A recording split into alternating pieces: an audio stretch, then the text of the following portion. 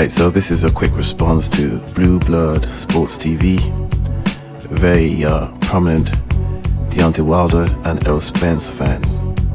I think you could say that his support, his unwavering support for those two fighters is conjoined. You can also say that by way of affiliation, because in all honesty, I think he's been relatively successful himself as a standalone commentator, even though I might not only disagree with his material but find his material laughable and overly emotional and quite effeminate. It is nonetheless a successful product that appeals to a particular type of fan. So that being said, why am I addressing this? Because I just feel that somebody needs to say something in regards to this matter, almost like an intervention. So what am I talking about here is, I'm talking about the video he made in which you could see that he was very tense and very emotional over the interview that Terence Crawford gave to Timothy Bradley and Andrew Ward, in which Terence Crawford spoke his truth as he sees it in regards to negotiations to get the fight with Sean Porter and the failed negotiations with Errol Spence. Errol Spence had an opportunity to actually obliterate any talk of fighting Terence Crawford, but unfortunately, as fate would have it, he sustained an injury, and the benefit and the glory goes to God and of course Udanis Ugas.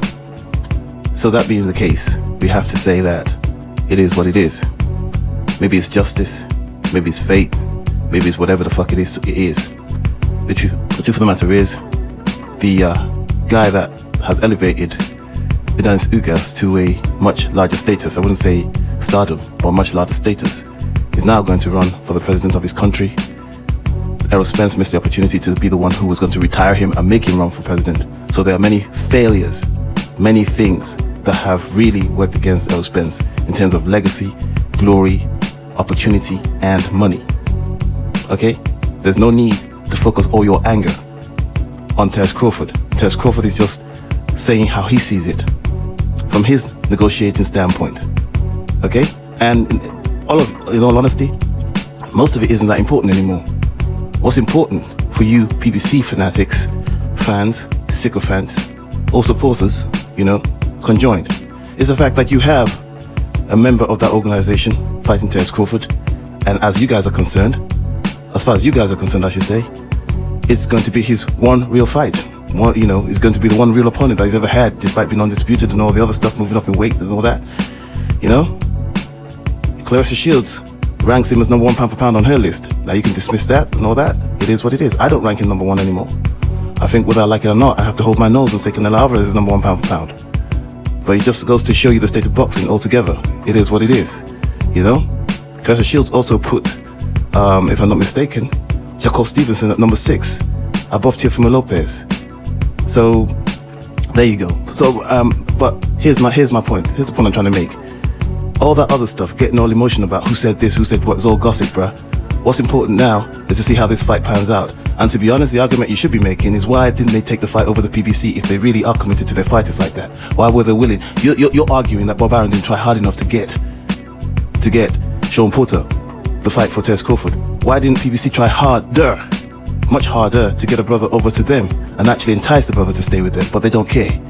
You know what I mean? You gotta come with a begging bowl. You gotta almost like kiss the ring. It seems like something sinister. I don't think it is. Don't get me wrong. I'm not into all that bullshit that a lot of you would make it out to be some occultist nonsense. I'm not into that stuff. Life is what you make it, period. And Terence Crawford made his choice. It is America after all. Nothing's perfect, even with Al Heyman.